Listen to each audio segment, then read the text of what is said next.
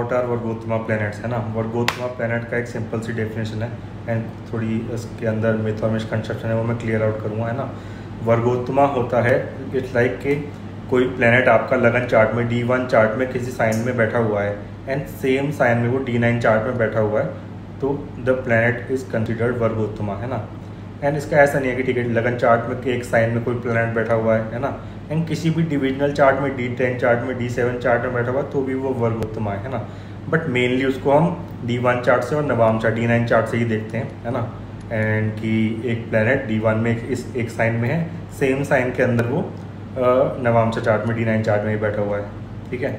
अब वर्गोत्तमा लगना क्या होता है, इट्स लाइक D1 चार्ट में जो आपका लगना है सेम लगना आपका नवामसा चार्ट में भी है, ठीक है, सेम लगना। एंड इसका कुछ सिग्निफिकेंस होता भी है कि नहीं होता, मैं आपको बताता हूँ, ठीक है। होता है, बट मेरी बात समझना। अब इट्स लाइक ऐसा कहते हैं कि ठीक है कि वर्गोत्तमा लगना है तो पर्सन जो है बहुत ज़्यादा कॉन्फिडेंट होता है एंड बिलीव सिस्टम बहुत अच्छा होता है एंड हर चीज़ में सक्सीड करता है। But to an extent that can be true, ठीक है, कि वर्गोत्तमा लगना है। बट मैंने ऐसे लोग देखे हैं कि ठीक है कि वर्गोत्तमा लगना है but still they are suffering from low से confidence and low self esteem and this that, और अदर फैक्टर्स भी उसमें देखने होते हैं। इट्स लाइक कि ठीक है कि लगन चार्ट में जो एक्सेस है, राहु केतु के एक्सेस में आ रहा है, फर्स्ट हाउस में राहु है लगना, देन 7th हाउस में केतु है, राहु केतु के एक्सेस में आ रहा है एंड D9 चार्ट में नहीं आ रहा है ना। तो वो चीज़ें देखनी होती हैं। उसके बाद हमें ये देखना होता है कि लगना जो है उसके ऊपर कोई मेलिफिक का इम्पैक्ट तो नहीं है, सैटर्न तो नहीं देख रहा, मार्स तो नहीं देख रहा, ठीक है। उन चीज़ों का फ़र्क बहुत ज़्यादा पड़ता है एंड ये चीज़ें भी जज करनी चाहिए, ठीक है। And now let's talk about वर्गोत्तमा प्लैनेट्स। इट्स लाइक कि ठीक है आपका जुपिटर कोई प्लैनेट आपका वर्गोत्तमा है तो इट्स मीन कि उस प्लैनेट उस पर्टिकुलर प्लैनेट से जो आपके जो हैं पार्ट ऑफ लाइफ उससे आप बहुत ज़्यादा कंटेंट रहेंगे, ठीक है ना। एंड इट्स लाइक कि ठीक है कि आपका जुपिटर अगर वर्गोत्तमा है, सेम साइन में बैठा हुआ है D1 में एंड D9 में, तो आपका जो बिलीफ सिस्टम है, जो आपके रिलीजियस बिलीफ सिस्टम है एंड वो सब आपने टीचिंग्स हैं, जो आपकी लर्निंग्स हैं, जो आपकी चाइल्डहुड में लर्निंग्स थी वही आप कैरी आउट करेंगे लेटर इन लाइफ, ठीक है। 28 साल की उम्र के बाद जो आपका बिलीफ सिस्टम है वही रहेगा, ठीक है। एंड आप उस पर्टिकुलर बिलीफ सिस्टम से बहुत ज़्यादा कंटेंट रहेंगे। और वीनस अगर वर्गोत्तमा है तो वीनस तो D9 चार्ट जो है वो वीनस रूल करता है ना। एंड वीनस अगर है आपका तो फीमेल्स को लेके, लग्जरीज को लेके जो आपका बिलीफ सिस्टम है वो आपका वैसा ही रहेगा, उससे आप कंटेंट रहेंगे एंड वही चीज़ आप कैरी आउट करेंगे। अर्ली स्टेज में भी वही बिलीफ सिस्टम था आपका, तो बिलीफ सिस्टम आपका चेंज नहीं होगा। 28 साल की उम्र के बाद भी आपका फीमेल्स को लेके, लग्जरीज को लेके वही बिलीफ सिस्टम रहेगा, ठीक है, सेम वे सन के साथ, ठीक है।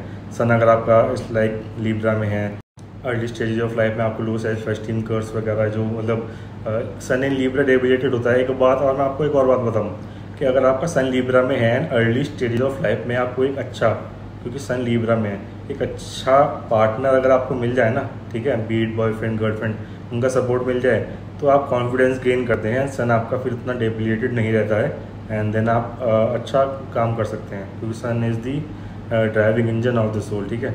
बट ऐसा नहीं है कि सन आपका लिब्रा में है D1 में, देन आपका D9 में भी लिब्रा में चला गया है, वो डेबिलेटेड है, तो आगे भी आप कुछ नहीं कर पाएंगे एंड थोड़ा लो कॉन्फिडेंस आपका रहेगा। इस तक नहीं, अर्ली स्टेज ऑफ लाइफ में आपका बिलीफ सिस्टम था वो एक वीनस लिब्रा जो है वीनस की क्रिएटिव चीज़ों से था आपका, है ना।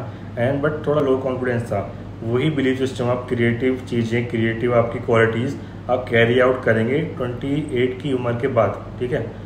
बट अब मेरी बात समझना, अब लेट्स से आपका बिलीफ सिस्टम है कुछ जुपिटर को लेके, जुपिटर इज बॉडीफाइड फूड इनटेक।